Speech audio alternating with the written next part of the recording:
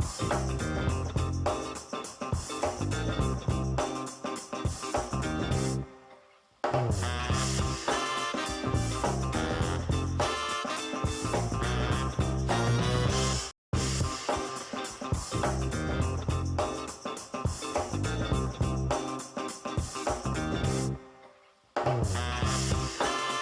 there, and welcome to another episode of A Candid Conversation with Adam Lopez. I am your host, Adam, and guess what? Today we have a very, very special guest, somebody that I've been trying to have on the show for a while now.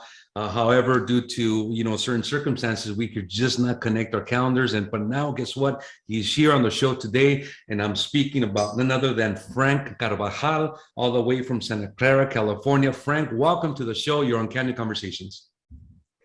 Thank you, Adam. Thank you so much. I'm so happy to be here, and I love the conversation that we're going to dive into, because I think it's important for folks to understand that what leadership really is about is conversation and dialogue. Absolutely, Frank. I want to thank you, honestly, for making time to be on the show. I know how busy you are, and there's so much to talk about, but we have to condense it in so little time. So we want to get down to, what's valuable and the impact that you're having in your communities, because not only are you an advocate for equality, diversity, community, you're a coach, you're a mentor.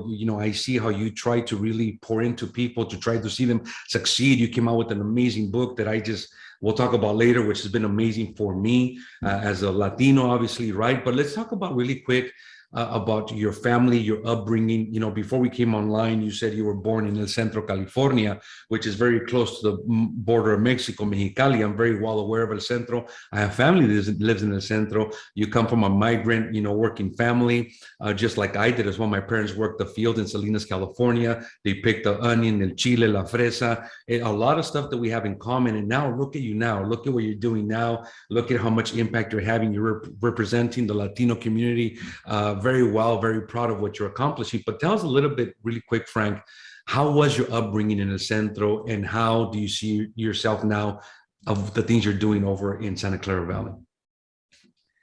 Well, thank you so much. Thank you. And, it's awesome to connect with a person that understands the area of El Centro and Mexicali. Yep. And I know, in the back room that we talked about your mom, singer, and, Correct. your family history of that passion. And, my mom also a great singer. Unfortunately, my mom passed 2 years ago. Both my parents passed. And, being the youngest of five, I was born in 1969 in El Centro. And my parents arrived to the U.S. under the Bracero program. The Bracero program, the migrant farm working program, path to citizenship. But one thing my mom always shared with me, Adam, and to the audience, is she reminded me later, when I was a lot older in my teens, that I was born with resiliency. And I had asked her why. Well, during the time of inequities and inequality, as we experience today, but much so more profound during that time, was that my mom gave birth to me on June 19th, 1969. She worked up until her third trimester, June 12th, in that hot, blistering sun, picking fruit, feeding America, as my dad would always say, and making those sacrifices for her hijos, being the youngest of five. She was just such a hard worker that my dad as well, not only being a hard worker, but people often ask me how I know how to network and where I get my networking skills.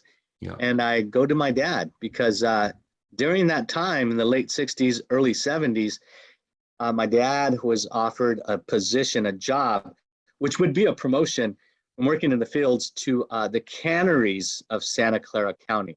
The Santa Clara Valley, before it became the booming Silicon Valley, was known for fruits, orchards, the agriculture.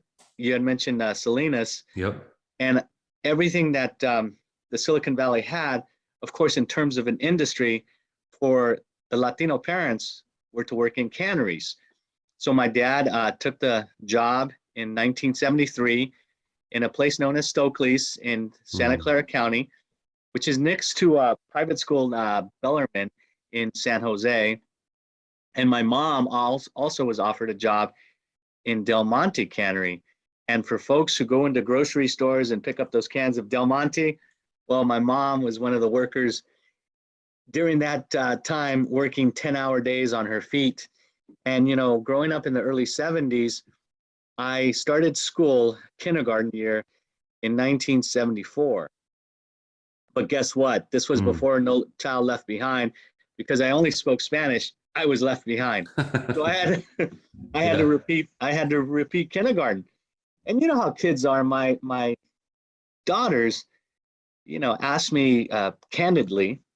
They said, Dad, was it that you were dumb or slow? And I said, no, you know, not at all. And that's what we got. Yeah. I said, in fact, we were smarter. Yeah. Speaking a second language. Correct. As I grew older, being bilingual, being bicultural, being biliterate, I understood that was a strength, an asset. And so, you know, after repeating kindergarten, I didn't learn how to speak English until I was 7 years old. And get this, when I was 8, I was placed in speech therapy. But the reason I was placed in speech therapy is that transition, that transformation to learning a second language. I did have, and I do public speaking for thousands of folks. And for everyone listening, make sure to not fear public speaking. You have a story to share. And so I had a speech impediment. I would stutter. I would stutter. And just like our president of the US, President Biden, he also has a speech impediment. He stutters. But I say to myself during that time when I was in speech therapy, the resiliency that my mom reminded me of. And so I pushed through. And from the 4th to the 6th grade, in the summers, I also worked with my parents picking fruit in the areas of Cupertino. And I mentioned it in my book, passing, you know, in Los Altos, passing Steve Jobs and Wozniak's house where they invented Apple. And I thought from the 4th to the 6th grade during school, the person that really stood out to me was a teacher by the name of Miss Sanders. Miss Sanders, because she was my speech therapist. And I'll tell you something, Adam.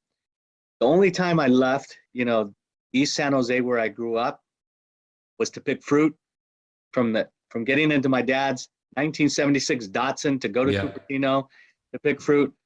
But outside of that, during that era, I looked up to Miss Sanders because I remember in the 6th grade that, and I mentioned this in my first book, that she went to the first Super Bowl of the San Francisco 49ers at the Silverdome in Detroit, Michigan. And you know what she brought back to me was a Super Bowl pennant, the winning banner that I put up on my wall. And it just reminded me that kids, chavalitos that grow up in barrios throughout the US, they are inspired when they have teachers that talk to them about travel, that talk to them about goals. And so that simple banner and being passionate about the 49ers reminded me that if I ever want to get to a football game, my parents couldn't afford it. It would have to be through education. Wow. And so, you know, those are the early time periods of my life. Man, Frank, that is amazing. And I think we can probably just have an episode just talking about, you know, that right there, right? And you mentioned something very important, you know, back in the 70s, even the 80s, you know, speaking only Spanish, it was looked at as a weakness. Now it's like an asset, like, oh, bilingual, that's amazing. But back then, it's not that we were dumb or stupid, because I was in the same boat. I didn't become English first language till I was, I don't know, like the 4th or 5th grade, maybe 3rd grade, I don't know. But back then it was like, well, it's a weakness, you know, they have to stay behind. And for all we know now, it's considered an asset. Look at where we're at now in the world we live in now.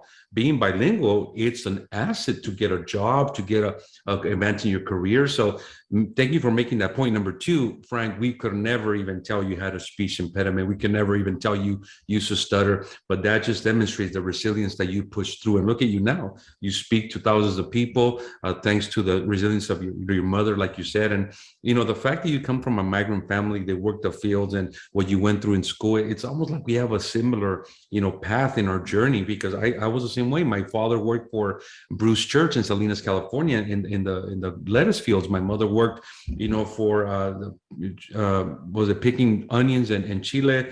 So Yeah. I know that life. And when you talk about your mother working to her third trimester, up almost until the day of labor, that was normal, Frank, back then. Nowadays is like, Yes. no, Yeah. FMLA, and I have 2 months left, I'm gonna be home. And now you don't hear of those things, Frank, because before, the work ethic was more valuable. The I guess the dedication and knowing the responsibility of parents. We grew up, we were not well off, Frank. My mother, my dad gave us as much as we could. For us to go out to a fancy meal on a Friday night was McDonald's. To be honest with Yeah. you, that Yeah. was Yeah. that was the treat for us. Yeah. Nowadays we take our daughter to Cheesecake Factory or to Larson's or whatever, right?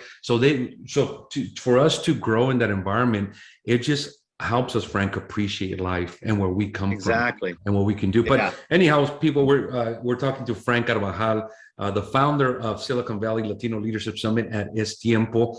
He's from Santa Clara, California. He comes from an amazing journey. His parents he's done amazing things. Now, Frank, before we go into the next segment of what we want to talk about, your book, which is excellent. Where does your foundation come from, the Tiempo? Where does a passion come from? Because it's not only a company organization, it's a movement. I see how much you pour into it. I see how much you want to uplift people and educate people. Yeah. Offline, you told me about the story about encounter with this lady that we're not going to share details, but there's a lot of still educating to do to certain people that we need to be more open-minded. So tell us a little bit, where does Tiempo, where was that born from? Sure. So I've always been a person that's been fascinated by, I'm an entrepreneur, but I've always been fascinated by activism, social impact, folks who are outspoken, the history of, Gandhi, Martin Luther King, to Malcolm X, to Cesar Chavez. And when I was in college, I studied, at San Jose State University. And the experience when you're in college, you see, and we need to change this fast, you see fewer of us, folks that are, of color. And so when I was at San Jose State, I looked around and, I just felt that I had to drive a movement. And the driving movement literally was, my car was a economic car. It was a Geo Metro, and one of those really small cars. Yeah. And in 1993, unfortunately, is when Cesar Chavez passed away. Yeah. And I was just moved by everything he did for the migrant farm working community. And, I have to say that my parents, my heroes, but I saw Cesar Chavez as someone that, I could connect to. I'd never met him in person. So the closest thing I could do is get a sticker, and I put the sticker in the back of my car. It was uvas no grapes, right? Oh, yeah. And, yeah. And so when, I finished college and finished a master's program, post graduate school and post professional. What I mean by post professional was a couple of years into a profession that was as a social worker, working with people. I looked around and I felt that I was never feeling that imposter syndrome, but I felt compelled to do something that would take a risk. And that was to somehow think of a business idea that would be not only social impact, but incorporating entrepreneurship to it, like leadership development and coaching. And I thought of a business name. And there's two people that I ran the business name by. Yeah. And one was my dad, God rest his soul. But I was telling my dad that I wanted to create a business, and I also want to write a book. And he says, "Pues mijo, ya es tiempo." And that resonated. Es tiempo. It's time, because Cesar Chavez and Dolores Huerta, si se puede. I thought there has to be an extension of something, not only si se puede, but something that is profound and progressive, right? It has meaning. Of the mindset of us. Yeah. And it's time. And so, I don't know about a lot of audience members, but I respect their value of religion. But I'm a person of religious beliefs. Yeah. I'm spiritual, and there's a person, I'm Catholic, but there's a person who I collaborated with during the early 2000s, Christian pastor, who he and I both, were entrepreneur in spirit. He and I would always bounce ideas off one another. We had a job in an office, but we always had that entrepreneurial spirit and drive outside of the office. And he says, we knew how to connect with one another. And he's like, "Frank," he's like, "what are you thinking about?" He's like, "I know you're thinking about something." And I said his name. I said, "Pastor, I'm thinking about not staying here too long, but really wanting to start my own business as a sole proprietor at first." He's like, "Really?" And he's like, this was the .com era, like early 2000s. It was just booming. And he's like, "Well, what are you thinking about?" I said, "There's two names that I have in mind, and I want to buy the name and create a website." And he's like, "Oh, you're serious?" And he's like, "What are the names?" And I said, Isalu, which is funny because Isalu is now a multi-million-dollar business. And I said, Isalu and Es Tiempo. He's like, "What was the second one?" I said, Es Tiempo. He's like, "You should definitely go with that." Wow. And I said, "Oh, that's my dad's blessing as well, and wow. And that's how it formed. And so with Es Tiempo, I started writing my first manuscript, my first book in 2003. And in 2007, a publisher, Wiley, picked it up, and I was published in 2008. So in 2008, it went from a sole proprietor to my attorney creating an LLC of Es Tiempo. Wow. Es Tiempo LLC. So that's where it was born. Wow. Well, we're speaking to Frank Carbajal. He's not only a great coach and mentor, but he's also an author, and we're going to get next to talking about his book. But talking about Es Tiempo, if somebody wants to get a hold of Frank or learn more about this great movement, you can visit www.estiempo.com, and it's going to be down on the screen, so you can write it down, estiempo.com. And if somebody wants to reach out to Frank directly, his email address is frank, Frank, at estiempo.com. That would also be down on your screen, so you can reach out to him. If somebody wants to be serious about reaching out to him, his phone number and contact information will be on the website. So Frank, again, I cannot thank you enough for sharing your story, sharing your background, sharing your upbringing. It's amazing to learn from you. Many times we just see profiles on LinkedIn, we see posts on LinkedIn, but we really never get to know who the person is, where they come from, and what they're doing now, and who you are also representing. You talked about it a little bit, is you're a 49ers fan. Somebody sent me a link of you a few years ago dancing at a 49er game. Yes. And I know that you're a big fan when you just don't care, and you dance in front of thousands of people. Yes. And you're going at it, man. So kudos to you for being a great 49ers fan, and yes. It was just such a great clip to watch. Somebody sent it to me on LinkedIn.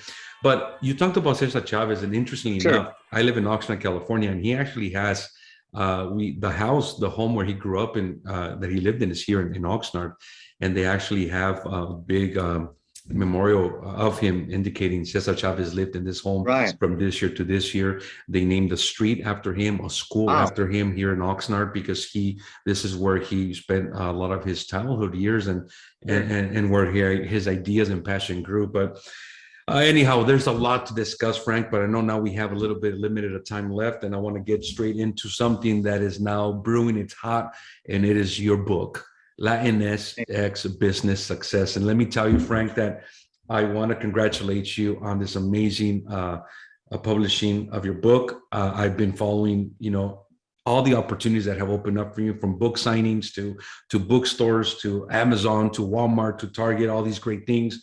I couldn't be more proud of this happening to you, because I know that you worked hard for this. It doesn't happen overnight.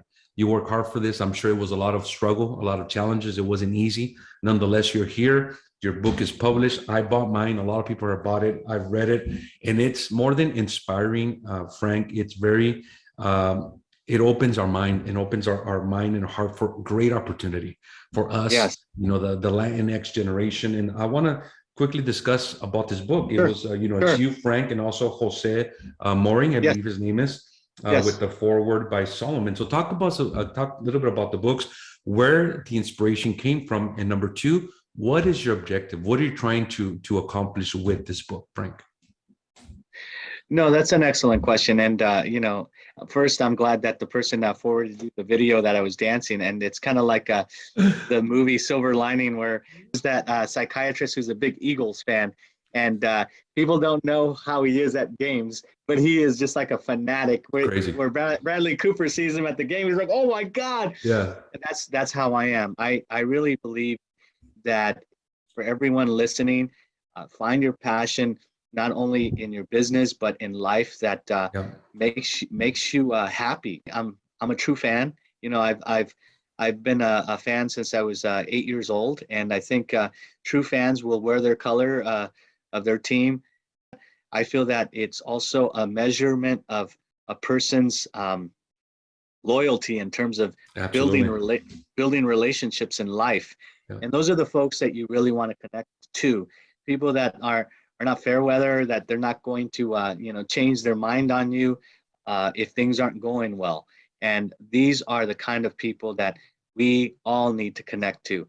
And so, as you know, Adam, I'm consistent. I'm a person of my word, and I think of others because it's important how I was raised. My dad always says, always think of others first. And for me, that's what I was thinking about when I was motivated to write this book, Latinx Business Success. What I was thinking was, I wrote it, of course, during the height of the pandemic. Yeah. And how it came to mind was to create a digital leadership framework, digital being the modules that you'll see in the book, from decision-making, intelligence, technology, insight, game plan. So the digital framework, how that came to mind was the divide. I was thinking about, today I live in Santa Clara, as you mentioned, but I grew up in East San Jose. Yeah. And for folks who don't know where East San Jose is a huge city, but East San Jose is in the foothill area of the 101, on the other side, where there's disparities. And I say disparities where there's broadband and Wi-Fi issues. And I was thinking about this during the height of the pandemic, that if I was in high school during this time, with the lack of mentors, the likelihood of dropping out is very high. Wow, yeah. And for our community, that is because our parents are working 2 or 3 jobs to survive in the Silicon Valley. So in terms of guidance, there could be lack thereof, out after school.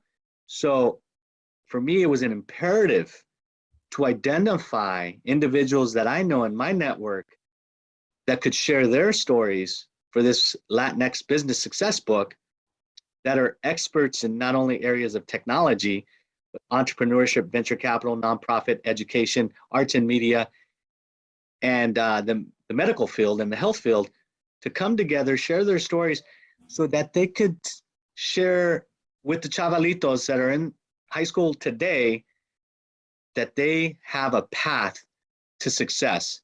Yeah.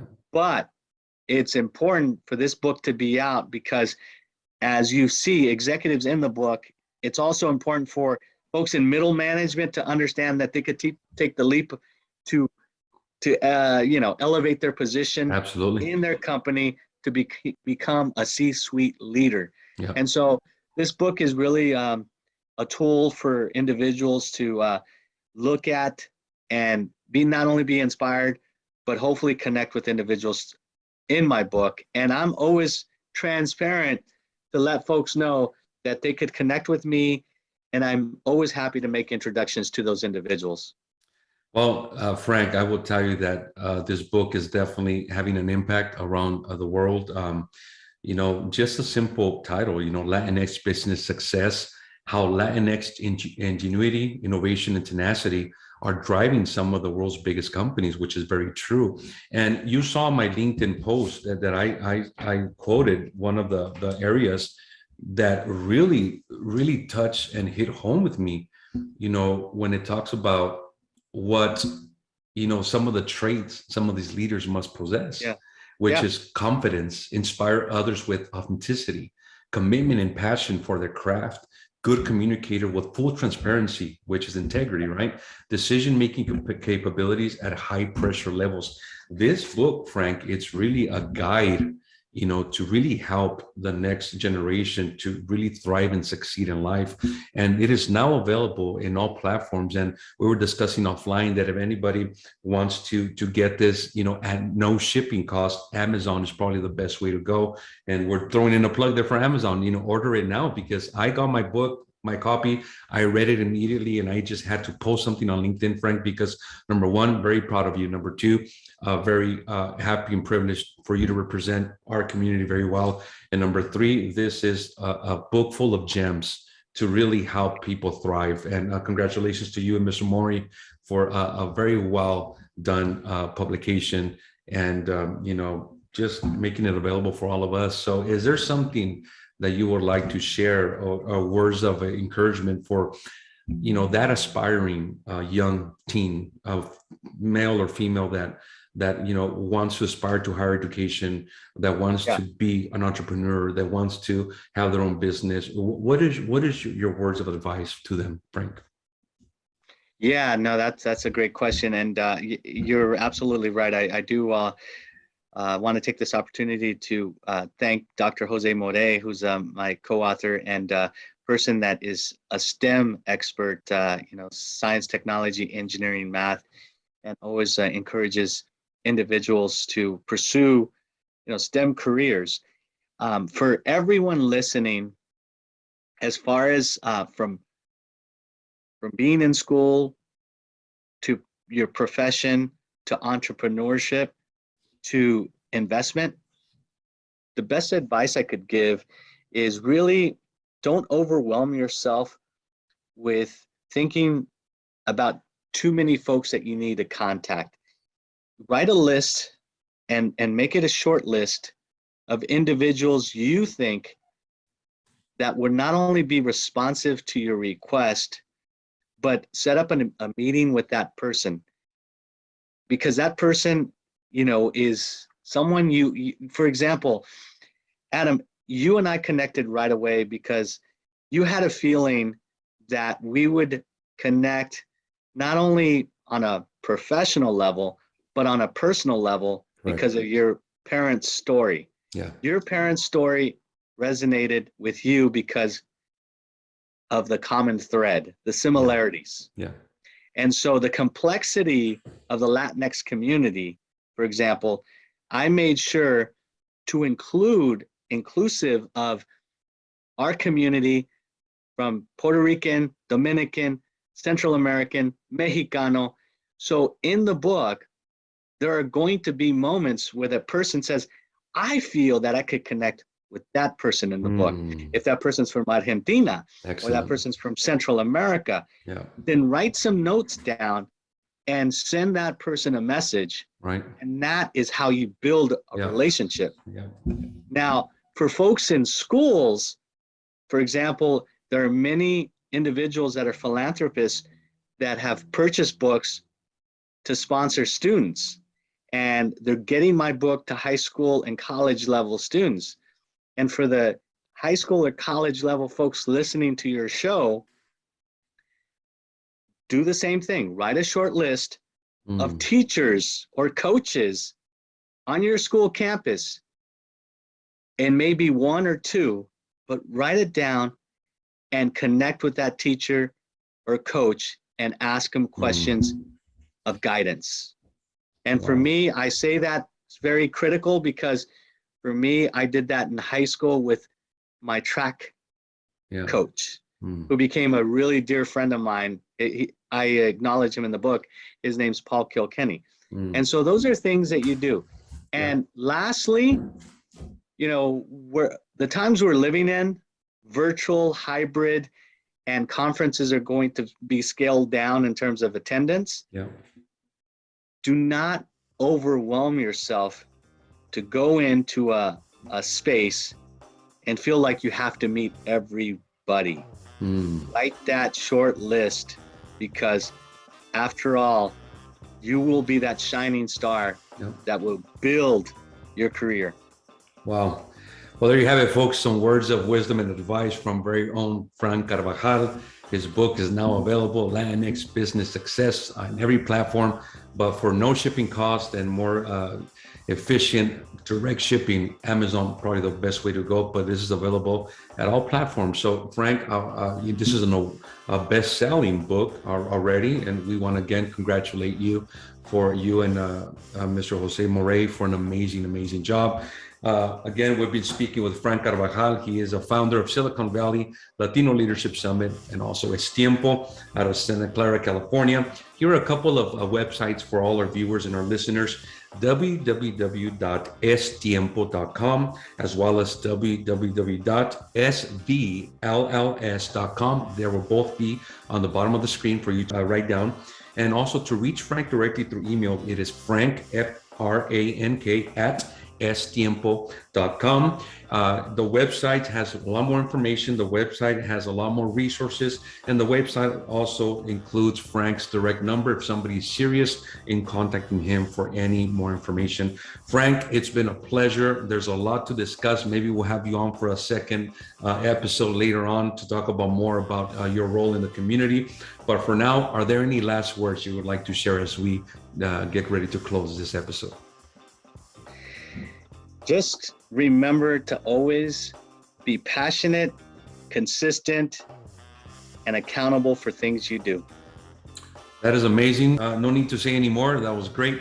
And Frank, I would like to send you one of these famous mugs right away, so you guys can have awesome. it. Candid Conversation with Adam Lopez. I have a couple of merch sweaters that I want to send you as a thank you for being graciously enough to accept my invitation. I know your time is valuable, and I couldn't thank you enough. So you've been watching another episode of A Candid Conversation with Adam Lopez. I'm your host, Adam, and we want to thank Frank Carbajal for being our special guest today. Please continue to support this podcast, subscribe to my YouTube channel, and stay tuned for many more amazing interviews. Thank you and have a great day. Thank you, everyone. Thank you.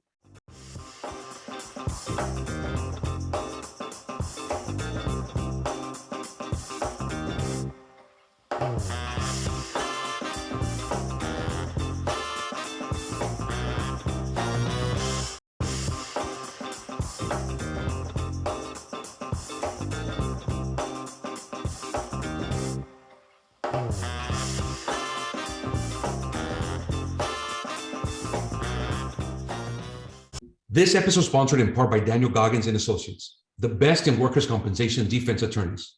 Serving clients in both Northern and Southern California, their corporate office is located at 2951 Saturn Street, Suite D, Brea, California, 92821. Daniel Goggins and Associates, where their philosophy is aggressive and smart with an eye toward the most successful yet cost-effective claim resolution. Daniel Goggins and Associates, offering services in workers' compensation defense, full service lien department, 132A defense, serious and willful defense, and subrogation. Visit their website at www.dpglaw.com or call their corporate office at area code 714-996-1976. Daniel Goggins and Associates, where attorneys will not only defend you, they will protect you. Thank you, Daniel Goggins and Associates, for your partnership and sponsorship. This episode was sponsored in part by Todd Olivas and Associates. Todd Olivas and Associates, offering the best in the industry court reporting services. With physical offices throughout all of California, Todd Olivas and Associates also provides freelance court reporters and interpreters in many major U.S. cities such as Atlanta, Chicago, Denver, New York, Phoenix, among others. Located in beautiful Murrieta, California, their corporate headquarters are located at 29995 Technology Drive, Suite 205. They can be reached by telephone at 888-566-0253. And you can also visit the website at toddolivas.com. That is www.toddolivas.com. Todd Olivas and Associates, quality transcript on time, we connect the dots, and we meet your target. Todd Olivas and Associates, thank you for your partnership and sponsorship. Hello, friends. This is Adam Lopez from A Candid Conversation with Adam Lopez. I want to thank you so much for watching my videos and watching every episode, every segment. Please subscribe to my YouTube channel. Continue sharing the content. You know what? We have many great interviews coming up. A lot of valuable content, a lot of valuable information, educational as well. So I want to thank you so much for your support and continue watching my videos.